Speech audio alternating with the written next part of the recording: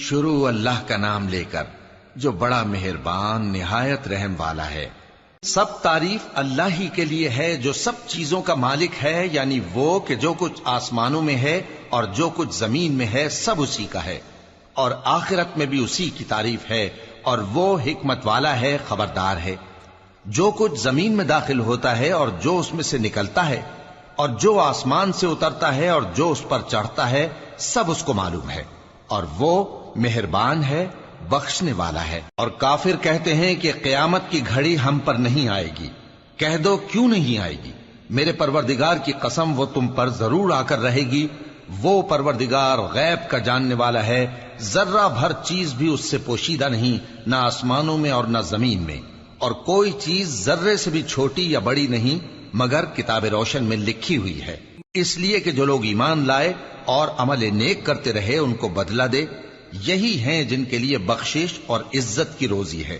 اور جنہوں نے ہماری آیتوں کے بارے میں ہمیں ہرانے کی کوشش کی ان کے لیے سخت درد دینے والے عذاب کی سزا ہے۔ اور جن لوگوں کو علم دیا گیا ہے وہ جانتے ہیں کہ جو قرآن تمہارے پروردگار کی طرف سے تم پر نازل ہوا ہے وہ یقیناً حق ہے،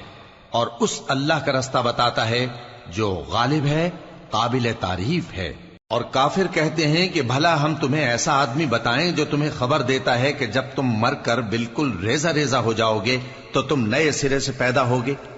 یا تو اس نے اللہ پر جھوٹ باندھ لیا ہے یا اسے جنون ہے۔ بات یہ ہے کہ جو لوگ آخرت پر ایمان نہیں رکھتے وہ آفت اور پرلے درجے کی گمراہی میں پڑے ہیں۔ کیا انہوں نے اس کو نہیں دیکھا جو ان کے آگے اور پیچھے ہے، یعنی آسمان اور زمین؟ اگر ہم چاہیں تو ان کو زمین میں دھسا دیں یا ان پر آسمان کے ٹکڑے گرا دیں، اس میں ہر بندے کے لیے جو رجوع کرنے والا ہے ایک نشانی ہے۔ اور ہم نے داؤد کو اپنی طرف سے برتری بخشی تھی اور کہا تھا اے پہاڑوں ان کے ساتھ تسبیح کرو، اور پرندوں کو ان کا مسخر کر دیا، اور ان کے لیے ہم نے لوہے کو نرم کر دیا کہ کشادہ زرہیں بناؤ اور کڑیوں کو اندازے سے جوڑو، اور نیک عمل کرو، جو عمل تم کرتے ہو میں ان کو دیکھنے والا ہوں۔ اور ہوا کو ہم نے سلیمان کے تابع کر دیا تھا، اس کی صبح کی منزل 1 مہینے کی راہ ہوتی اور شام کی منزل بھی مہینے بھر کی ہوتی۔ اور ان کے لیے ہم نے تانبے کا چشمہ بہا دیا تھا، اور جنوں میں سے ایسے تھے جو ان کے پروردگار کے حکم سے ان کے آگے کام کرتے تھے، اور جو کوئی ان میں سے ہمارے حکم کے خلاف کرے گا اس کو ہم جہنم کی آگ کا مزہ چکھائیں گے۔ وہ جو چاہتے یہ ان کے لیے بناتے، یعنی قلعے اور تصویریں اور بڑے بڑے لگن جیسے تالاب اور دیگیں جو ایک ہی جگہ رکھی رہیں۔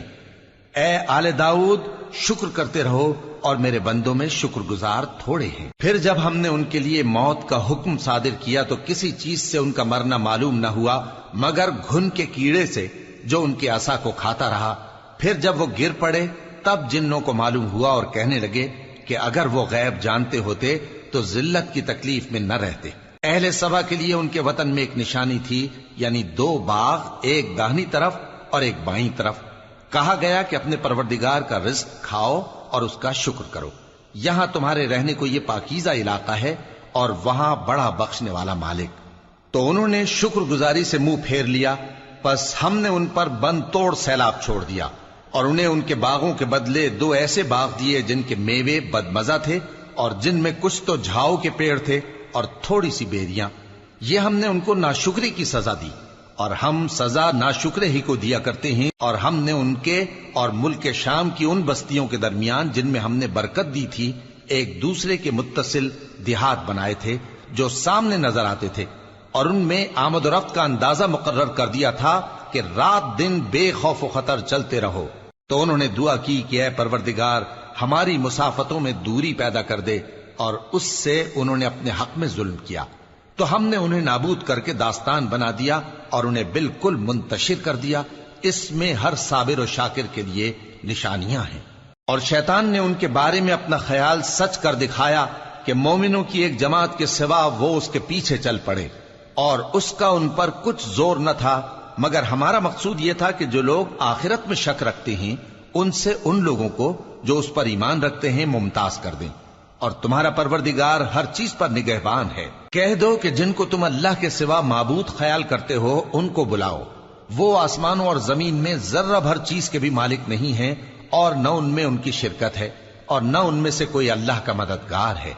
اور اللہ کے ہاں کسی کے لیے سفارش فائدہ نہ دے گی مگر اس کے لیے جس کے بارے میں وہ اجازت بخشے، یہاں تک کہ جب ان کے دلوں سے اضطراب دور کر دیا جائے گا تو کہیں گے کہ تمہارے پروردگار نے کیا فرمایا ہے؟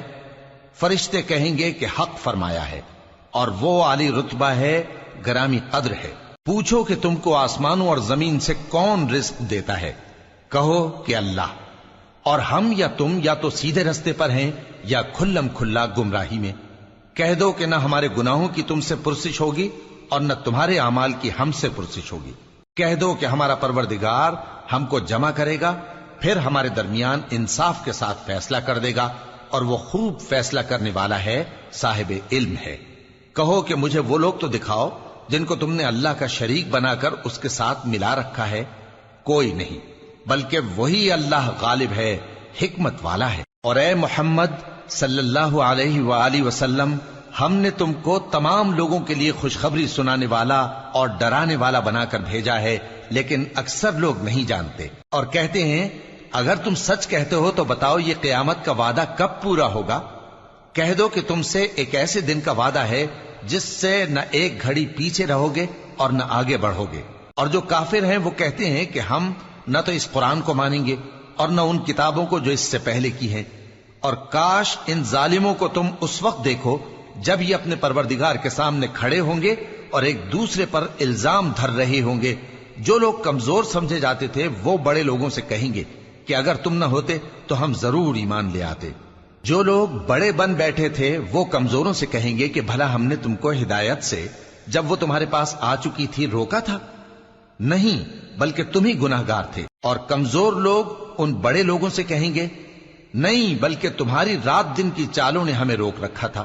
جب تم ہم سے کہتے تھے کہ ہم اللہ سے کفر کریں اور اس کا شریک بنائیں۔ اور جب وہ عذاب کو دیکھیں گے تو دل میں پشیمان ہوں گے، اور ہم کافروں کی گردنوں میں طوق ڈال دیں گے، بس جو اعمال وہ کرتے تھے انہی کا ان کو بدلہ ملے گا۔ اور ہم نے جس بستی میں بھی کوئی ڈرانے والا بھیجا تو وہاں کے خوشحال لوگوں نے یہ ضرور کہا کہ تم لوگ جو چیز دے کر بھیجے گئے ہو ہم اس کو نہیں ماننے کے، اور یہ بھی کہنے لگے کہ ہم بہت سا مال اور اولاد رکھتے ہیں اور ہم کو عذاب نہیں ہوگا۔ کہہ دو کہ میرا رب جس کے لیے چاہتا ہے روزی فراخ کر دیتا ہے اور جس کے لیے چاہتا ہے تنگ کر دیتا ہے، لیکن اکثر لوگ نہیں جانتے۔ اور تمہارے مال اور اولاد ایسی چیز نہیں کہ تم کو ہم سے قریب کر دیں، ہاں ہمارا مقرب وہ ہے جو ایمان لایا اور عمل نیک کرتا رہا۔ ایسے ہی لوگوں کو ان کے اعمال کے سبب دگنا بدلہ ملے گا، اور وہ امن و چین سے بلند و بالا عمارتوں میں رہیں گے۔ جو لوگ ہماری آیتوں کے سلسلے میں ہمیں ہرانے کی کوشش کرتے ہیں وہ گرفتار عذاب کیے جائیں گے۔ کہہ دو کہ میرا پروردگار اپنے بندوں میں سے جس کے لیے چاہتا ہے روزی فراخ کر دیتا ہے اور جس کے لیے چاہتا ہے تنگ کر دیتا ہے، اور تم جو چیز خرچ کرو گے وہ اس کا تمہیں عوض دے گا، وہ سب سے اچھا رزق دینے والا ہے۔ اور جس دن وہ ان سب کو جمع کرے گا پھر فرشتوں سے فرمائے گا کیا یہ لوگ تم کو پوجا کرتے تھے؟ وہ کہیں گے تو پاک ہے، تو ہی ہمارا دوست ہے، نہ کہ یہ، بلکہ یہ جنات کو پوجا کرتے تھے اور اکثر انہی کو مانتے تھے۔ تو آج تم میں سے کوئی کسی کو نفع اور نقصان پہنچانے کا اختیار نہیں رکھتا، اور ہم ظالموں سے کہیں گے کہ اب دوزخ کے عذاب کا جس کو تم جھوٹ سمجھتے تھے مزہ چکھو۔ اور جب ان کو ہماری روشن آیتیں پڑھ کر سنائی جاتی ہیں تو کہتے ہیں یہ ایک ایسا شخص ہے جو چاہتا ہے کہ جن چیزوں کی تمہارے باپ دادا پرستش کیا کرتے تھے ان سے تم کو روک دے،